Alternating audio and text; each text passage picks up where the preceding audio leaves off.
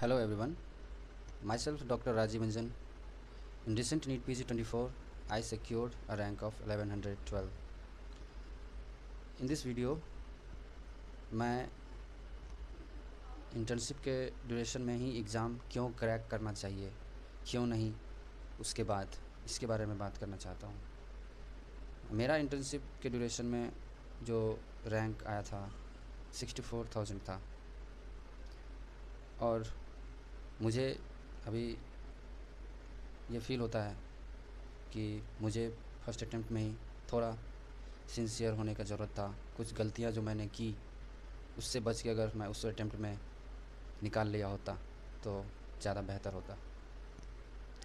अब क्यों ही इतना ज़रूरी हो गया है कि आप इंटर्नशिप अटेम्प्ट में, क्योंकि मैं देखा हूँ बहुत सारे फ्रेंड्स को, खुद को, कि इंटर्नशिप अटेम्प्ट को बहुत लोग सीरियसली नहीं लेते हैं। उसके बाद तो सबको पीजी करना रहता है तो सब कोई सिंसियरली एक तरह से प्रिपरेशन तो करता ही है, लेकिन इंटर्नशिप अटेम्प्ट में बहुत लोग सोचता है क्या ही है, अभी इंटर्नशिप कर लेते हैं, उसके 1 साल बाद तैयारी करेंगे। लेकिन उसके बाद भी जब आप विदाउट जॉब प्रिपरेशन करोगे तो फिर बहुत सारी दिक्कत होंगी। पहला तो अभी इंटर्नशिप के ड्यूरेशन में अभी आपको फाइनेंशियली कोई दिक्कत नहीं है, आपको कुछ स्टाइपेंड भी मिल रहे होंगे। लेकिन उसके बाद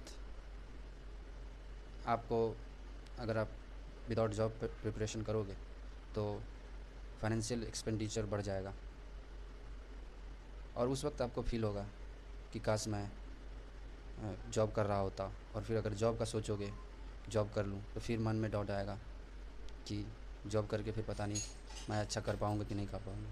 तो थ्रू आउट द प्रिपरेशन ये एक मेन डायलेमा में आप रहोगे।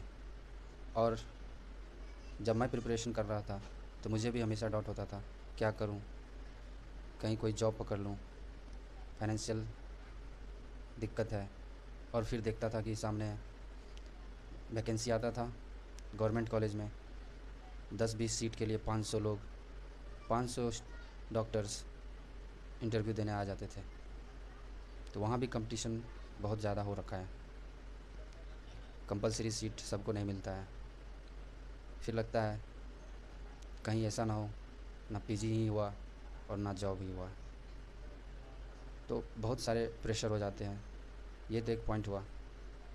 दूसरा पॉइंट, बार बार तैयारी करने से पहले ऐसा तो नहीं है कि आप इंटर्नशिप अटेम्प्ट में एग्ज़ाम नहीं दोगे, आप तो दोगे ही, एनएसेट भी दोगे। और ऐसे लगातार सीरियस प्रिपरेशन नहीं रहने के कारण फेल होते रहेंगे तो एक बैगेज ऑफ फेलियर हम सब के दिमाग में बस जाता है।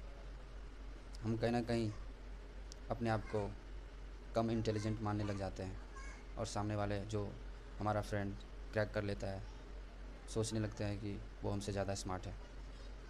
पहले तो हम खुद ही अपना बेस्ट नहीं देते और फिर कोई अगर अपना बेस्ट दे के एग्ज़ाम क्रैक कर लेता है तो हम ये सोचते हैं कि वो ज़्यादा इंटेलिजेंट था।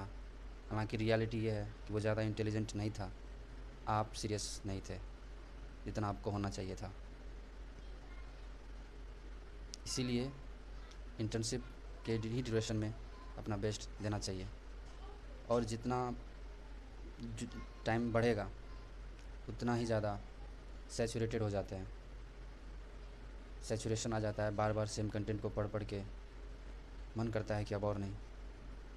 इसीलिए भाई इंटर्नशिप के ड्यूरेशन में माइंड फ्रेश रहता है, ड्यूटी करने से माइंड भी फ्री रहता है। और उस ड्यूरेशन में थोड़ा सा एक्स्ट्रा एफ़र्ट अगर हम लोग लगाएं तो थोड़ा कम एफ़र्ट में भी बहुत अच्छा रिजल्ट हो सकता है। तो उस चांस को नहीं खोना चाहिए था। और सबसे बड़ा दिक्कत ये भी है कि you will lose 1 year of your life just doing preparation.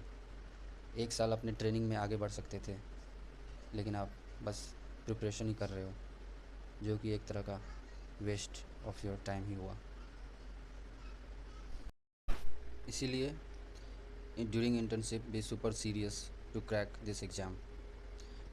Next video में मैं बताऊंगा कि एक बार आप डिसाइड कर लेते हो इंटर्नशिप में एग्ज़ाम क्रैक करना है तो ऐसा क्या हो जाता है जिसके कारण हम अपने एम अचीव नहीं कर पाते हैं। और फिर मैंने क्या मिस्टेक्स किया था उसके बारे में मैं बताऊंगा। So friends, stay tuned. Thank you for watching my video.